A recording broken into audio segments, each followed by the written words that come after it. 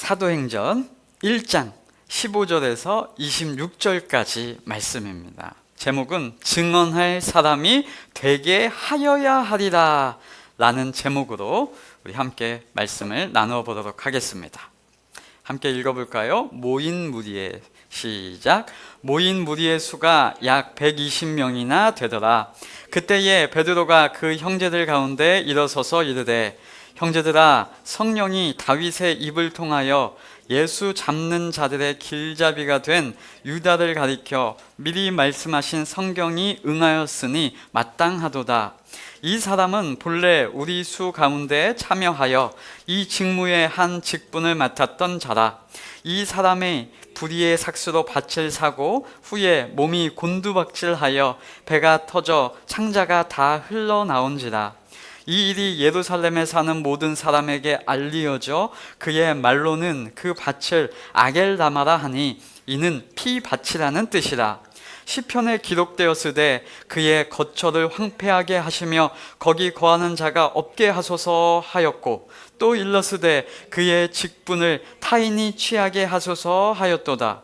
이러함으로 요한의 침례로부터 우리 가운데에서 올려져 가신 날까지 주 예수께서 우리 가운데 출입하실 때에 항상 우리와 함께 다니던 사람 중에 하나를 세워 우리와 더불어 예수께서 부활하심을 증언할 사람이 되게 하여야 하리라 하거늘, 그들이 두 사람을 세우니 하나는 바사바라고도 하고 별명은 유스도라고 하는 요셉이요 하나는 matti아라. 그들이 기도하여 이르되, 뭇 사람의 마음을 아시는 주여, 이 두 사람 중에 누가 주님께 택하신 바 되어 봉사와 및 사도의 직무를 대신할 자인지를 보이시옵소서. 유다는 이 직무를 버리고 제 곳으로 갔나이다 하고 제비를 뽑아 matti아를 얻으니 그가 11 사도 수에 들어가니라. 아멘. 운동을 처음 이제 배운다던가 아니면 이제 어떤 집단에 새로운 유능한 운동 선수가 딱 와가지고 운동을 가르칠 때에 가장 많이 하는 말이 무엇인지 아십니까? 바로 힘 뺍니다. 힘 빼. 원래 쓰던 근육이 아니었던 다른 근육을 뭔가 새롭게 배우면서 쓸 때에 익숙하지 않은 것을 사람이 잘해보려고 할 때 사람이 어딘가에 힘이 많이 들어간다고 하죠. 그래서 늘 말하는 거, 힘 빼, 근육 풀어, 그 근육의 긴장을 좀 풀어라 라고 하는 말이고요. 이후에 그 코치가 자세를 잘 어떻게 하는지를 가르쳐주고 어떠한 원리로 어떠한 근육으로 그 운동을 그 자세로 하는지를 이제 가르쳐 주어서 그 선수가 익숙해지고 나면 이제 아주 자연스럽게 몸에 배어있는 자신을 발견한다고 합니다. 우리의 신앙도 그런 것에 한번 빗대어 볼 수 있을 것 같아요. 워낙 죄에 익숙한 우리가 하나님의 원리를 배우고 알아갈 때에 제 생각에는 늘 힘이 많이 들어가곤 하는 것 같아요. 제 모습을 봐도 그렇고요. 잘 해보려고 하는 거죠. 잘 해보려고. 그런데 그때 들어야 할 말, 저는 이 말 같이 적용해 보면 좋겠어요. 힘 뺍시다. 힘 뺍시다. 내가 스스로 해보려고 힘을 막 주고 있고 내 답을 딱 정해놓고 있으면 더 좋은 것이 제시가 되어도 보이지가 않게 되는 것 너무나 많죠. 우리 예배실 입구에 딱 들어올 때에 보시면 예수님의 말씀이 딱 기록되어 있습니다. 뭐예요? 수고하고 무거운 짐진 자들아 내게로 오라. 내가 너희를 쉬게 하리라. 네, 내가 나의 열심으로 나의 의로움으로 그거 하려고 하면 안 그래도 세상에 여러 가지 무거운 짐, 어려운 짐들이 있는데 종교의 짐, 종교의 굴레까지 더하면 인간이 너무나 힘든 거잖아요. 그러니까 그러지 말고 우리는 그 예수님의 이어지는 말씀처럼 마음이 온유하고 겸손하신 주님 앞에 나아가서 함께 배우자라는 겁니다. 그러면 어떻게 될 거다? 너희 마음이 쉼을 얻고 가볍게 될 것이다 라는 겁니다. 여러분, 이런 말씀을 드리면 마음이 편안하세요? 기쁘세요? 아니면 아니 목사님 어느 세월에 그걸 이룹니까? 이런 생각이 드십니까? 네, 저는 예전에 이런 말씀을 딱 들으면 저는 열심히 충만한 사람으로서 그런 소리를 들으면 아니 남들 쉴 거 다 쉬고 남들 놀 때 다 쉬고 힘 빼고 그러면 어떤 일을 이룰 수 있습니까? 그거는 게으른 거야. 그거 속 편한 소리 아니냐 하고 마음 한구석에서 이렇게 올라오는 소리가 있었어요. 저의 뇌는 아마 이런 자기계발서적인 열심에 쇠뇌가 돼 있는 것 같습니다. 여러분, 사람들이요 저를 포함해서 아주 열심히 많습니다. 참 일을 많이 하고 잘하고 열심히 한대요. 그래서 뭔가 사람들에게 일 맡기려면 동기부여 해가지고 선동해가지고 북돋아줘서 뭔가 그 일을 맡겨주면 아주 사람들로도 화끈하게 일을 해내기도 합니다. 그런데 그래서 그런지 쉰다, 그래서 그런지 뭔가 일을 안 하고 있다 그러면 안타깝게 보고요, 일을 놓는다, 일을 열심히 했던 그것을 내가 놓는다 그러면 뒤처지는 것 같고 자괴감에 빠진다고 많이들 하시죠. 그래서 사람들에게 쉬어라 라고 하면 어떻게 할지를 잘 모른답니다. 오늘 본문에 보면 그런 사람들의 모습이 보이는 것이 아닌가 이런 생각이 들었습니다. 여러분, 예수님의 제자들을 비롯하여 무리가 모였는데요, 몇 명이 모였대요? 120명 정도 된다라고 했습니다.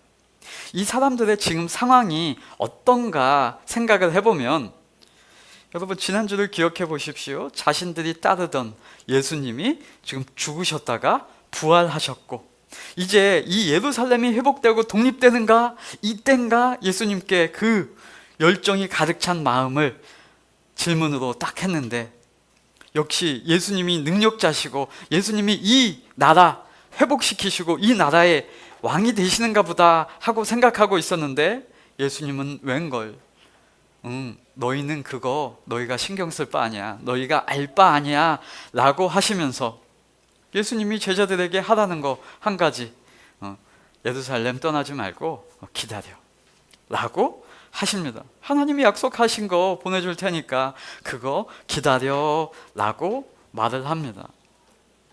여러분, 이 기다리라는 말, 예수님의 말씀 어려운 거 아니잖아요. 딱 한 가지예요. 한마디로 하면 기다리고 있어 이거고요. 행동적으로 하면 예루살렘을 떠나는 거 그거 하지 마 이겁니다. 여러분, 이거 쉬우세요? 어려우세요? 네, 예수님을 알면 정말로 쉬운 겁니다. 왜요? 그분이 믿을만 하신 분이고 그분이 약속하신 거 기필코 이뤄질 거야 라는 마음이 있으면 든든하죠. 왜요? 몇 날이 못 되어서 그거 될 거니까요. 그런데 모르면 그것만큼 어려운 게 없는 거죠. 이 기다리라는 말, 여러분, 저와 여러분 성도의 입장에서 생각해 보면, 하나님의 성품을 근거해서 보면 정말로 세상 편한 겁니다.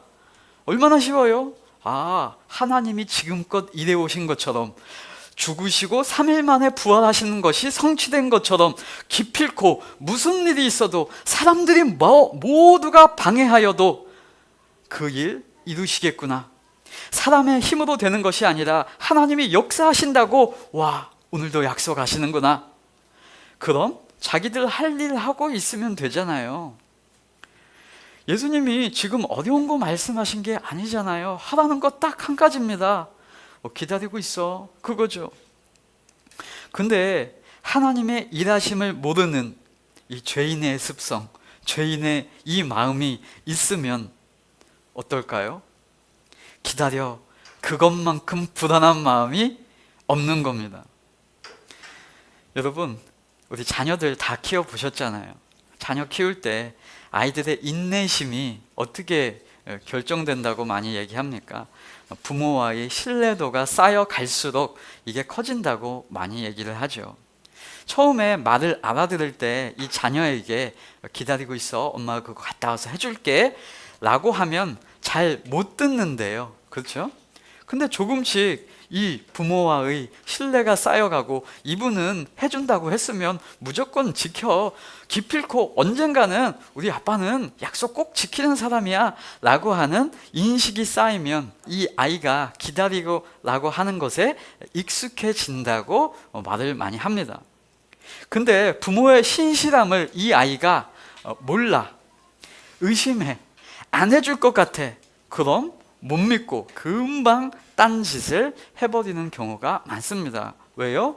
그 불안감을 못 이기는 거죠. 예수님은요, 그들에게 신뢰감을 주셨고 확증에 확증을 시켜주셨습니다. 그럼 그들이 할 것은 뭐예요? 그 신뢰감을 인정하고, 맞다, 예수님은 죽음까지도 극복하고 오신 하나님이시지. 그러면 그분이 약속하신 거 우리 신뢰하고 기다리고 있을게요. 와, 이거보다 편한 게 어디 있어요? 주님 감사합니다. 기다리고 있을게요. 하나님의 일, 하나님이 행해 주신다고요? 감사합니다. 와, 제가 어떻게 해야 되나? 이스라엘 나라를 저희 보고 회복하라고 하실까? 혹 저희는 불안했었는데, 와, 하나님이 약속하신 거 하나님이 일하신다고요? 감사합니다. 하나님이 증인 만들어 내신다고요? 네, 증인이 되게 해주세요. 고맙습니다. 그 영광에 동참하게 해주신다고요? 네, 정말 감사합니다 하는 마음으로 있으면 좋을 텐데, 이들은 마음 한편에서 몰려오는 불안감과 뭔가 스스로 해야 할 것 같은 마음이 들까요? 안 들까요? 네, 당연히 들 겁니다. 왜냐하면 지금 내가 의지하고 믿고 따르던 그 분이 내 눈앞에서 사라지셨잖아요. 내가 같이 옆에 계시면 저분이 하실 거니까 믿음이라도 가지. 근데 그분이 그 말 해놓고 나서 올라가 버리셨잖아요. 눈에서 사라졌잖아요.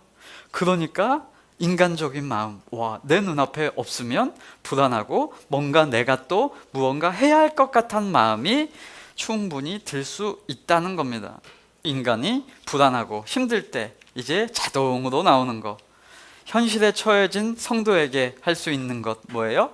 기도를 하며 마음을 같이 하고 있었다라고 지난주에 나눴습니다. 그때에 아름아름해서 이제 모인 사람들이 몇 명이나 된대요? 120명이 된답니다. 여러분, 지금 상황이 어떻게 흘러가고 있어요? 이제 120명이라고 하는 세력이 모였잖아요. 여러분, 요즘은 인구가 많아서 서울 시청에, 시청 앞 광장에 120명이 모였다라고 하면 아무도 눈깜짝 안 할 겁니다. 한 10만 명은 모였더라, 한 100만 명은 모였더라, 뭐 이래야 놀랄 텐데, 여러분, 이 당시는 인구가 적고요, 더군다나 지금 뭔가 예를 들어서 개척교회를 시작했다, 그런데 사람이 120명이 모였다, 그러면 이제 난리가 날 겁니다. 자, 지금 이 사람들이 여러분 죄의 습성에 익숙한 사람들이라는 사실을 기억하시고요, 또 아직 2장에 나오는 하나님의 약속하신 성령을 보내주시기 전이라는 사실을 기억하면, 그럼 어떤 일이 사람들이 모였을 때 벌어질까? 그것을 좀 예상할 수가 있습니다. 어떤 일이 벌어질까요? 사람이 모이면 이제 나서는 사람들이 생기죠. 예수님이 잡히시던 날도 나섰던 베드로, 또 물불 안 가리고 어디든지 뛰어드는 베드로의 성향 어디 안 가죠. 오늘도 베드로가 형제들 가운데 일어섭니다. 그리고 아주 진지한 듯이 말을 건네기 시작합니다. 16절, 형제들아, 성령이 다윗의 입을 통하여 예수 잡는 자들의 길잡이가 된 유다를 가리켜 미리 말씀하신 성경이 응하였으니 마땅하도다 라고 말합니다. 이 베드로가 유다에 대한 이야기를 시작하면서 성경을 근거로 하고 있고요, 그렇게 된 것이 성경이 응한 것이라고 하면서 뭐라고 해요? 마땅하도다 라고 말합니다. 어떤 일이 마땅한가 한번 들어볼게요. 베드로가 유다에 대해서 이렇게 설명합니다. 유다는 우리 가운데 한 사람으로서 직무의 한 몫을 맡았었습니다. 근데 이 사람 보세요. 의롭지 못한 돈으로 밭을 샀고요. 그 밭에서 거꾸로 지고 처참하게 죽었잖아요. 그 소식 예루살렘 사는 모든 분들 여러분 다 들으셨죠? 그래서 그 밭이 뭐라고 불려요? 피밭으로 불리잖아요. 그 설명을 하면서 뭐라고 하는 거예요? 이거 마땅한 겁니다. 그거 성경에 나오는 거예요. 이렇게 유다에 대해서 설명하고 있다라는 겁니다. 그거 성경에 나오는 거예요 라고 성경 말씀을 근거로 들고 있습니다. 이 근거가 되는 말씀이 어디에 나와 있나 찾아보시면 20절 이렇게 말합니다. 시편에 기록되었으되 그의 거처를 황폐하게 하시며 거기 거하는 자가 없게 하소서 하였고 또 일렀으되 그의 직분을 타인이 취하게 하소서 하였도다. 이 말이 시편에 있으니까 그것을 유다에게 갖다 붙여서 그렇게 되었습니다. 그러니까 이렇게 해야 합니다 라고 지금 베드로는 유다에게 일어난 일, 처참하게 죽은 결과 그것을 당해도 싸다, 마땅하다라고 성경을 근거하여 말하고 있다라는 겁니다. 여러분, 베드로가 다른 사람 아닌 베드로가 과연 이렇게 말해도 되는 것일까요? 먼저 차근차근 한번 짚어봅시다. 먼저 베드로가 인용한 시편을 찾아보면 두 구절인데요. 시편 69편 25절 말씀이 이렇습니다. 그들의 거처가 황폐하게 하시며 그들의 장막에 사는 자가 없게 하소서 이고요. 또 시편 109편 8편 이렇게 다윗의 시에 기록되어 있는 거예요. 그의 연수를 짧게 하시며 그의 직분을 타인이 빼앗게 하시며 입니다. 이 두 구절을 딱 인용해가지고 성경 말씀을 갖다 붙이며 유다에게 이런 일이 일어난 거 마땅합니다 라고 얘기했다는 겁니다. 한번 질문 드려볼게요. 여러분, 베드로는 성경 말씀을 바르게 인용한 것일까요? 네, 신학교에서 성경을 이렇게 인용한다고 하면 교수님은 이렇게 말씀해 주실 거예요. 하나님 말씀을 오용하였다. 베드로가 인용한 시편 두 구절 모두 다윗의 시입니다. 즉 다윗이 간구했던 기도인데요.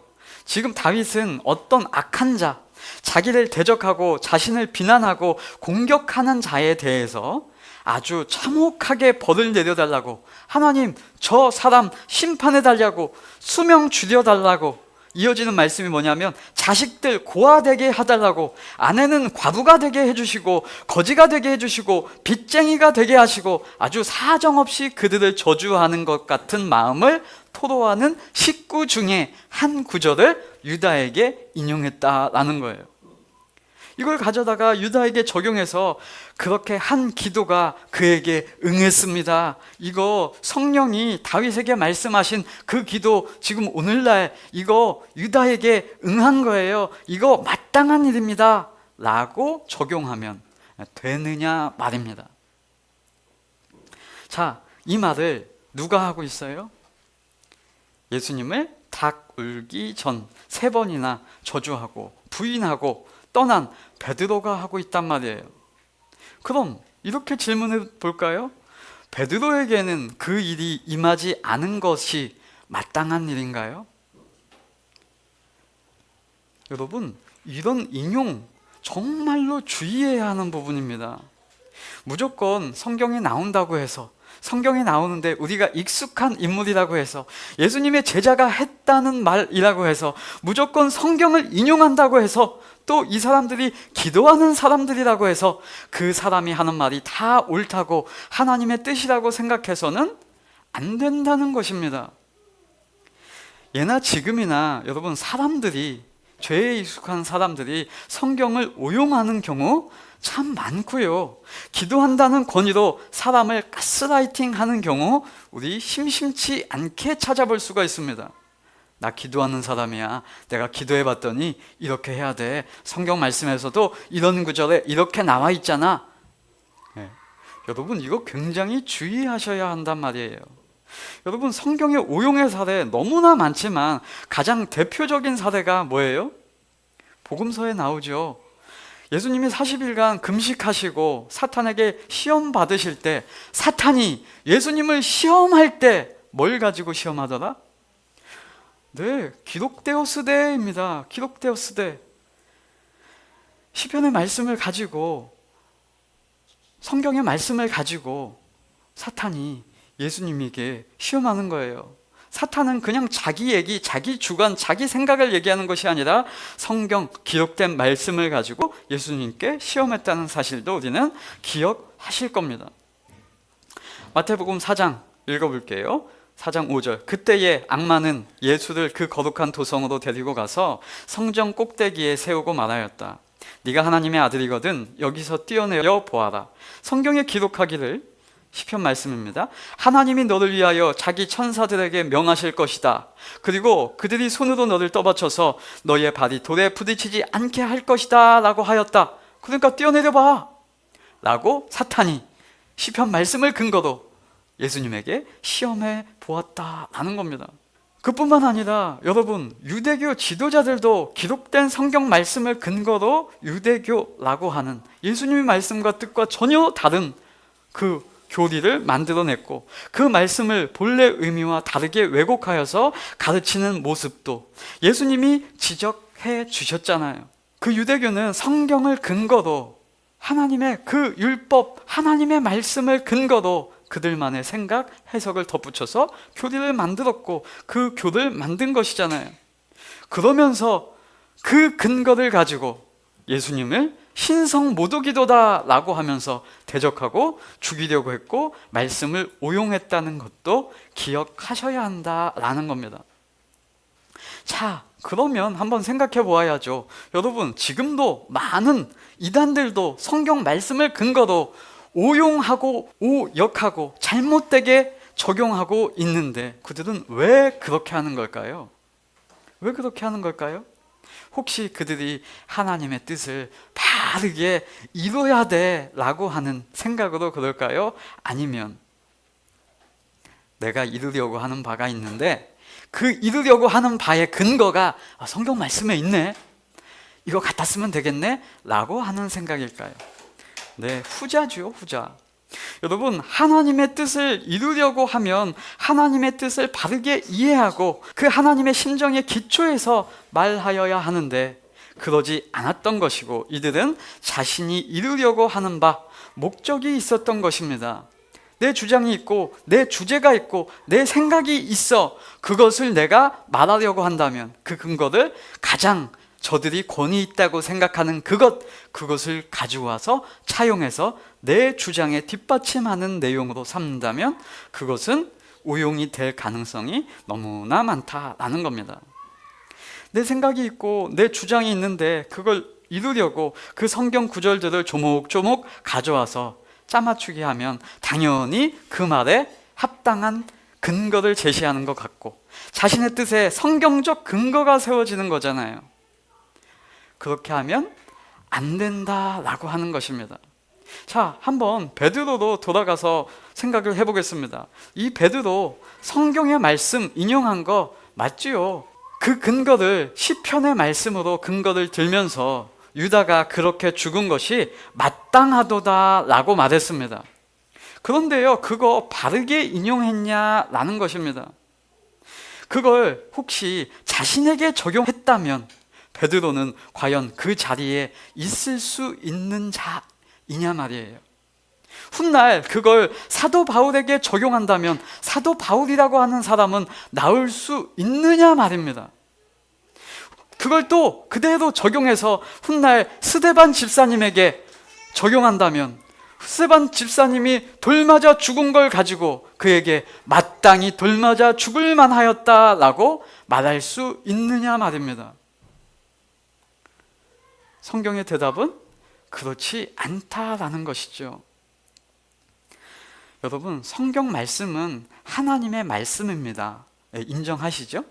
네, 그러나 그 말씀 구절구절을 잘라서 갖다 붙이는 게 바르다고 이야기하는 것이 아니라 전체 하나님이 성경 말씀을 주셨는데 그 하나님의 성품과 뜻이 있다. 그런데 그 내용과 스토리와 맥락과 흐름상에 때때로는 사람이 얘기하는 구절이 있기도 하고, 때때로는 인간의 지혜가 나오기도 하고, 때때로는 사람이 잘못 자기가 생각한 말을 워딩이 나오기도 하죠. 그걸 다 가지고 하나님이 이렇게 말씀하셨으니 하나님이 말씀하신 거야 라고 적용해서는 안 되죠. 여러분, 우리가 사사기를 했었으니까 이렇게 한번 적용하면 안 된다고 말씀드렸었죠. 우리가 사사기 1장에서 나누었었는데 기억나시나? 한번 더듬어 보시기 바랍니다. 사사기 1장 7절에 이렇게 기록되어 있습니다. 아도니 베색이 이르되 옛적에 70명의 왕들이 그들의 엄지손가락과 엄지발가락이 잘리고 내 상 아래에서 먹을 것을 줍더니 하나님이 내가 행한 대로 내게 갚으심이로다 라고 말했어요. 라는 구절을 딱 가지고 와가지고 어떤 사람이 어떤 일을 행했어, 그래가지고 안 좋은 일을 당했어. 그때 딱 가가지고 아이 성도님, 하나님 행한 대로 갚으시는 분이셔. 행한 대로 갚을 당했네 라고 하나님을 설명하면 정말로 슬픈 일이라는 겁니다. 여러분, 그렇게 적용하면 안 된다는 것이죠. 오용입니다. 내 주장을 뒷받침하려고 성경을 갖다 붙이는 어리석은 일을 해서는 안 될 것입니다. 오히려 하나님의 성품을 이해해야 합니다. 하나님은 그런 분이 아니셔. 그거 잘못 오해한 거야. 워딩이 그 사람이 하나님을 오해했어. 이렇게 나와야 되죠. 뒤에 하나님이 행하시는 성품, 행한 대로 갚으시더랍니까? 아니요. 오히려 이렇게 성경은 설명합니다. 디모데후서 1장 9절. 하나님이 우리를 구원하사 거룩하신 소명으로 부르심은 우리의 행위대로 하심이 아니요 오직 자기의 뜻과 영원 전부터 그리스도 예수 안에서 우리에게 주신 은혜대로 하심이라. 성도님, 여러분이 그렇게 행하셨어도 하나님은 우리에게 은혜 주시는 분이셔. 하나님이 성도님에게 그런 일 당하는 걸 원치 않으셨지만 우리의 때때로 잘못과 실수로 그런 일이 있을지라도 하나님이 은혜 주실 거야. 바른 적용을 하셔야죠. 여러분, 그렇게 말해야 되지 않겠습니까? 왜냐? 예수님도 하나님을 그렇게 설명하고 계시잖아요. 누가복음 6장 35절 예수님의 말씀처럼 그는 하나님이세요. 그는 은혜를 모르는 자와 악한 자에게도 인자하시니라 라고 해야 맞습니다. 유다, 그거 그렇게 당하는 거 마땅합니다. 여러분, 그럼 자기는요, 여러분 하나님이 행한 대로 갚으십니다 라고 하면 제일 크게 당해야 할 사람이 말하는 자 아닙니까? 그래서는 안 된다라는 겁니다.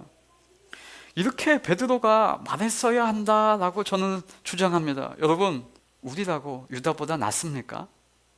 우리는 배반 안 했습니까? 우리는 다 뿔뿔이 도망갔고, 우리도 배반했고, 우리도 주님을 모른다 하였음에도 우리는 이렇게 있네요. 우리 동료, 우리와 함께 했던 그가 정말로 안타깝게 그런 일을 했으니 어찌 그 행한 결과가 마땅하다 하겠습니까? 서로 돌아보며 사랑과 선행을 격려합시다. 라고 말해야 맞죠. 여러분, 이런 글귀 혹시 들어보셨습니까? 유다야, 집으로 돌아와라. 너의 죄가 다 용서받았다. 여러분, 유다가 스스로 자기의 결과, 그것을 자살이라는 걸로 결론 짓지 않고 예수님께 돌아왔으면 예수님이 유다의 죄 용서해 주지 않으실 분입니까? 아니죠. 왜냐하면 하나님은 죄인도 고치시고 병자도 살리시고 자신의 죄로 인해 죽임당하는, 지가 강도짓에서 죽는 그 강도조차도 사랑을 베푸시며 나와 함께 낙원에 있겠다 라고 하시는 분, 그 긍휼히 여기신 분이심을 기억해야 할 줄로 믿습니다. 그런데 베드로가 지금 어떤 상태인지 베드로를 한번 이해해보자 라는 말입니다. 지금 베드로는 불타오르고 있단 말입니다. 지금 베드로가 얼마나 어려웠겠어요. 따르던 스승이 죽었는데 다시 살아났는데 뭔가 세력이 모아졌고 이제 120명의 사람들이 모여져 있단 말입니다. 그래서 이제 자기들이 해내려고 하는 마음, 그게 불타오를 것이죠. 더욱이 오히려 자신은 예수님을 부인했다는 사실, 그것이 혹 드러날까 하여 그거 보상심리도 더욱 열심을 내려고 하는지도 모릅니다. 그러면서 베드로는 이 유다의 자리를 대신해서 사람을 세우자고 합니다. 12명의 제자를 맞추어야 한다고 합니다. 여러분, 왜 그럴까요? 베드로는 왜 사람을 다시 세워야 한다고 할까요? 여러분, 12명이 수가 꼭 맞아야 한다면 예수님이 부활하시고 너희 수가 안 맞네, 한 명 내가 더 뽑아놓고 갈게 라고 했을 것입니다. 그렇지 않으면 이제 나 올라가는데 너희에게 한 가지 일을 맡겨놓게, 12명이 딱 맞아야 되니까 수 맞춰놓고 이제 다녀라 라고 말씀하셨어야죠. 그런데 그것도 아니었습니다. 그런데 베드로는 지금 12명을 맞추자라고 말합니다. 그러면서 하는 말, 그 세우는 사람, 이런 조건을 갖춰야 해 라고 주장하죠. 모집 조건, 요한의 침례부터 예수님의 승천 때까지 항상 우리와 함께 다녔던 사람만 가능. 예수님의 제자, 예수님의 사도, 예수님의 증인의 조건 뭐예요? 요한의 침례부터 예수님 승천 때까지 항상, 혹 빠진 기간이 있어? 안 돼. 항상 우리와 함께 다니던 사람만 가능해 라고 말하는 거예요. 한마디로 우리 정도 급은 돼야 되지 않니? 이거잖아요. 여러분, 혹시 베드로의 옛적 모습을 돌이켜 보면 좋겠습니다. 베드로를 예수님이 부르실 때 조건이 있었습니까? 그런 조건이 있었으면 베드로는 선발될 수 있는 자입니까? 베드로는 그런 조건이 있었다면 부인했을 때 이미 탈락된 사람 아닙니까? 여러분, 어부를 부르셨다는 것은 그가 자격이 있고 그가 학문이 출중하고 똘똘하고 어떤 조건이 있다던가 아주 출중한 인재다라는 말이 아니었죠. 성경의 설명으로 보면 그 당시 사람들은 다 베드로가 어떤 사람이라고 생각했대요? 학문이 없는 일반적인 평범한 사람이라고, 보잘것없는 사람이라고 봤다는 것도 우리는 성경을 통해서 알죠. 그리고 그런 조건이라면 부인할 때 제자들 모두가 탈락이죠. 도망갔어? 탈락. 모른 척해? 탈락. 부인해? 땡. 그런데 지금 이들은 우리는 괜찮아. 왜? 다시 모여있잖아. 괜찮아. 근데 새로 뽑히는 자, 그 자는 자격 조건이 좀 필요해. 그런 인간들의 인식, 이 마음을 우리는 뭐라고 부릅니까? 우리는 그 말을 텃세라고 부릅니다. 목사님, 베드로가 텃세를 부렸다니요, 너무 심한 거 아니요? 아니요. 베드로 텃세 부릴 수 있습니다. 아직까지도 이런 베드로가, 여러분 지금 1장을 하고 있다는 사실을 알고 계십시오. 이제 앞으로 2장에 성령께서 베드로에게 임하셔서 어떻게 사람이 생각이 바뀌어지는지 그걸 보여주려고 1장에 이런 내용이 나오는 거예요. 그 변화된 베드로까지 우리는 보시게 될 겁니다. 여러분, 베드로도 우리와 똑같은 인간이고요, 베드로도 죄인입니다. 사탄아 물러가라 라는 말을 이 사람이 들었을 만큼 예수님이 베드로에게 너는 나를 넘어지게 하는 자로다 라는 말도 베드로가 들었었고요, 네가 하나님의 일을 생각하지 않고 도리어 사람의 일을 생각하는 도다. 왜 그런 말을 들어요? 열정이 가득하니까 그런 말도 듣는 거잖아요. 베드로가 그런 말을 들었다는 사실 우리는 기억해야 됩니다. 베드로가 텃세 부렸다라고 하면 아니 어떻게 수제자에게 그런 말을, 이런 생각을 하실 게 아니라 베드로의 권위를 생각하실 것이 아니라 그렇지, 베드로도 그런 사람이지. 그런데 베드로가 아니라 누가 일하시니 어떻게 변화되는가, 그걸 우리는 주목해서 보는 것입니다. 베드로도 하나님이 옳다 하시는 바를 거부하기까지 했던 이 유대교의 생각에 임박혀 있어서 하나님이 먹으라 했는데 안 먹을래요. 먹으라, 내가 깨끗하고 했는데 하다고 했는데 왜 네가 부정하다고 하느냐. 네, 하나님이 그렇게 말씀하시기까지 하는 죄인의 습성에 익숙한 이 베드로란 말이에요. 그 사실을 기억하는 겁니다. 그래야 베드로의 권세, 베드로의 권위, 베드로의 어떤 그 충만함, 그것이 아니라 온전히 하나님의 일하심을 우리는 목격하고 주목하게 될 것입니다.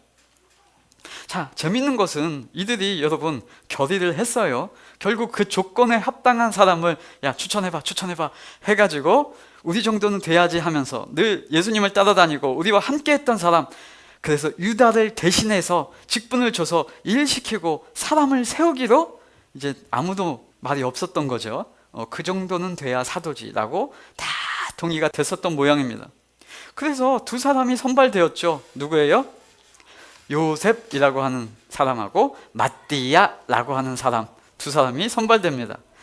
120여 명이나 있었는데 아주 조건을 까다롭게 하니까 결국 60대 1의 경쟁력을 뚫고 두 명이 아주 예수님에게 의리 있다고 여겨지는 아주 조건에 합당한 자가 나왔습니다. 그리고 그 둘 중 사람의 기준에는 누가 돼도 되니까 둘 중에 하나는 제비를 뽑기도 합니다.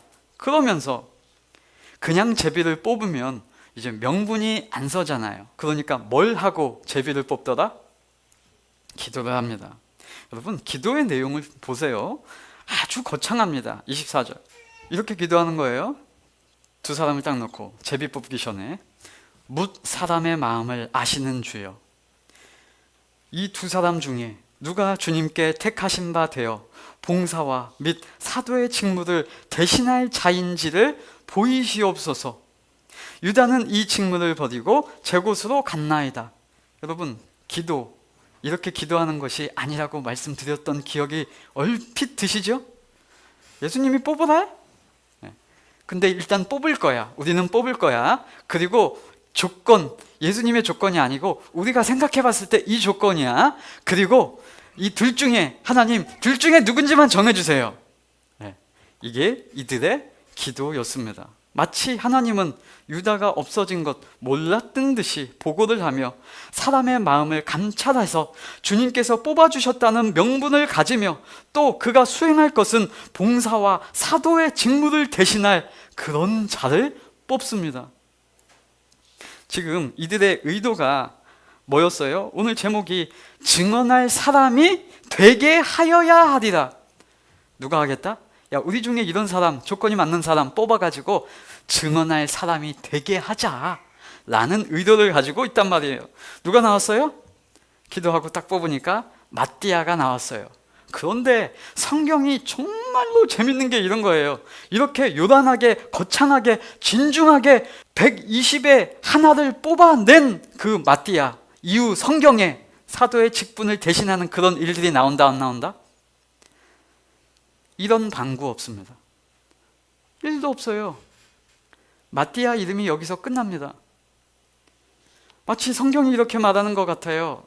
이 사람들아, 너희가 사람을 뽑아서 증언할 사람이 되게 하여야 한다고 생각하느냐? 그 일, 사람의 조건과 기준, 그걸 맞춰서 너희가 뽑는 것이냐? 사람이 그 일을 하는 줄로 착각하는구나. 그 사람으로 되는 줄 아냐? 사람의 일하심이냐? 그 일 성령께서 하시는 거야. 성령이 임하시면 그걸로 되는 거야. 12명 맞춰서, 그 조건 맞춰서 사람의 기준으로 뽑는 것이 아니야. 그리고 이제 사도행전의 절반을 넘게 차지하는 사도라는 자가 하나 또 등장하죠. 제자들의 생각에는 전혀 합당하지 않은 자, 그들이 생각했을 그 기준, 12명의 합당한 기준에 전혀 부합하지 않는 자, 성도들 박해하고 거부하는 대적자 출신 바울이 하나님께서 부르셔서 하나님의 일하심을 나타냅니다. 와, 성경이 정말로 멋진 거예요. 혹 마띠아가 나왔으면 이런 고백을 했을지 모르겠어요. 예입니다. 이런 말은 성경에 없습니다. 예를 들어서 이렇게 뽑혀진 사람이라고 하면 이런 말을 하기가 참 쉽다. 주위에서 들어보세요. 마띠아가 말합니다. 여러분, 제가 어떻게 사도 된지 아십니까? 제가 예수님 따라다녔는데 항상 따라다녔어요. 요한 때부터 승천 때까지 따라다녔는데 이 정도는 돼야 사도 된다고 다들 그러더라고요. 그거 사도 아무나 되는 거 아니잖아요. 아무나 뽑힙니까? 여러분, 고르고 빼가지고 2명이 선정됐는데 기도했어요. 어떻게 기도했는지 아세요? 마음에 합당한 자를 뽑아달라고 기도했잖아요. 그런데 누가 뽑혔어요? 저예요. 저. 제가 뽑혔잖아요. 하나님은 저의 마음도 보셨던 거예요. 얼마나 하나님이 저의 마음을 기뻐하셨는지 제가 뽑혔습니다. 이렇게 말할 가능성이 너무 많지 않습니까? 뽑힌 기준과 근거에 의하면. 다행히도 성경은 그런 말이 없고 대신 사도 바울의 이런 고백이 있을 뿐입니다. 미쁘다. 모든 사람이 받을 만한 말이요. 모든 사람이 아무나죠? 누구든지죠? 모든 사람이 받을 만한 이 말이요. 그리스도 예수께서 죄인을 구원하시려고 세상에 임하셨다 하였도다. 죄인 중에 내가 괴순이다. 맨 나중에 만삭되지 못하여 난 자 같은 내게도 보이셨느니라. 나는 사도라 칭함을 받기를 감당하지 못할 자니라. 그러나 내가 나된 것은 하나님의 은혜로 된 것이라. 할렐루야. 여러분, 사람의 일을 생각한다면 자격과 조건을 다 따지고 심사숙고해도 모자랄 것입니다. 네, 그렇죠. 그러나 하나님이 행하시는 일, 하나님이 하십니다. 하나님의 그 능력, 성령께서 역사하셔서 이러한 생각을 가졌던 베드로, 이러한 인식을 가졌던 바울, 이러한 생각을 가졌던 저와 여러분도 미쁘다. 모든 사람이 받을 만한 말이요 하는 그 복음에 근거하여 새로운 피조물로 바꾸어 내시는 그 하나님의 일하심을 바라보시기 바랍니다. 그 하나님으로 인하여 우리가 새로운 피조물 되어서 이제 새로운 열매로 나타나는 그 열매를 사도행전 이 말씀을 통하여 풍성히 맛보시기를 예수 그리스도 이름으로 축복합니다.